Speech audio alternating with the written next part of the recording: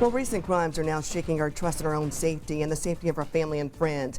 We're searching for answers about the root causes of crime, and we found them from a man who committed murder when he was only 13 years old. Tonight we go inside the Eyewitness News archives and uncover a surprise. We have video of the youngest convicted murderer in Indiana history.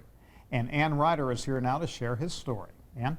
Well, John and Andrea, if there's any hope to tell here, it's in the cautionary tale. The chilling advice a now 40-year-old man in prison since the age of 15 gives to teenagers today.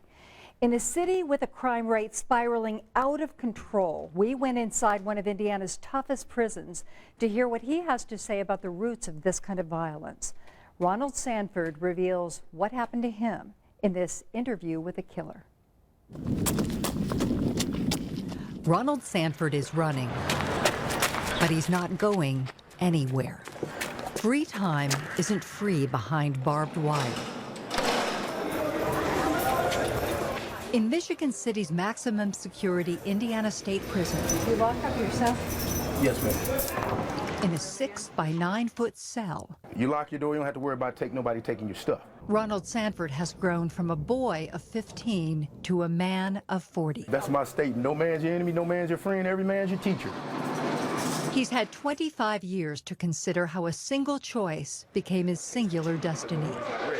How a boy of 13 went from mowing lawns to committing murder. Police say Sanford tortured, beat, and then brutally stabbed 83-year-old Anna Harris and 87-year-old Julia Belmar countless times. I try to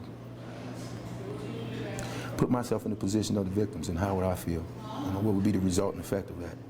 It's something terrible. Somebody murdered my grandmothers or my mother, and just, how do you ever get over that? And how did it happen? How does a boy of 13 become a murderer? May 1987. We captured Sanford's downward spiral as he sat in the back of a police car for cutting school. How come you left school today? We never went to school. At Shortridge Middle School, he was paddled and reprimanded. If this happens again, you borderline. I'm keeping you here. A kid from a turbulent home. My mom was an alcoholic on welfare, She had many suitors, She was physically abusive. Sanford started with petty crime at the age of 10. I didn't have any fatherly influence, and I think had I had that, I wouldn't be in prison. In August of 1987, 3 months after the day he cut school. School was out. It was summer break, and my mom had left town, so I was home by myself. Unsupervised, the day he and 15-year-old Sean Rowe went door to door offering to mow lawns to earn money. I was somehow convinced that the ladies next door had some money, and we could go over there and, hey, let's go take their money, Forget cutting the grass. And then it turned into a murder. An ugly thing to happen. That's Sanford in the blue jacket beside his mother, watching as police removed the bodies of the elderly sisters. 170 years is about the stiffest prison term Ronald Sanford could get. That's my kid, and I don't think it's right. Rehabilitate him. Don't let him sit up in there and locked up. Sanford said he was terrified walking into the Michigan City prison at age 15. He has lived on every cell block but death row. No matter how tough you are or how smart you are, there's people tougher and smarter in prison. Enter Project Mister. Project Mister! One love! All right, let's get them in a circle, all right? Twice a year, 100 black men, some just out of juvenile lockup, get up early on Saturday mornings in Indianapolis for 6 weeks of character boot camp. Michael Liz! The Center for Leadership Development has doubled its Project Mister sessions in response to rising youth crime rates. How many of y'all, when you came to the first session or any session, didn't want to come? Be real. Deval Franklin, at 16, has been in and out of trouble. I don't live with my parents. My parents have issues. So I was adopted when I was 4. There are men in this room who have never seen their fathers, ever. All right? And ask yourself, were they responsible males?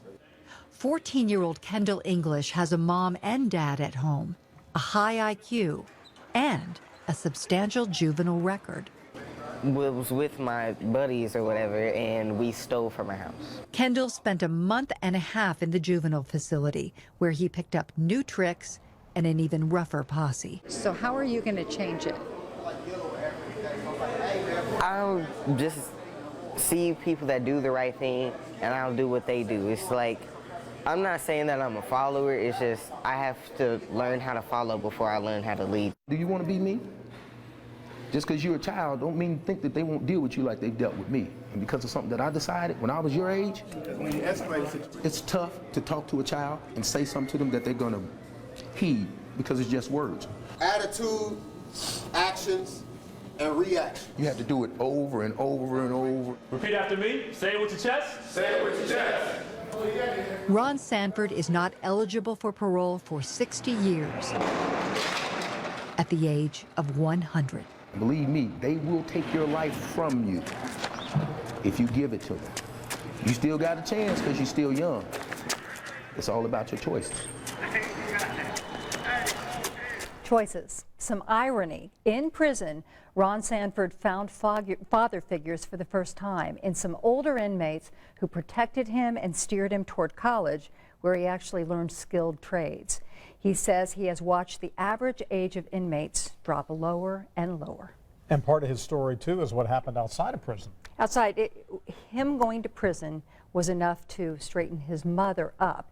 His mother got help. She's now clean and sober, married. She returned to school to pursue a nursing degree, and she visits him regularly, but she did decline my request to be interviewed for this story.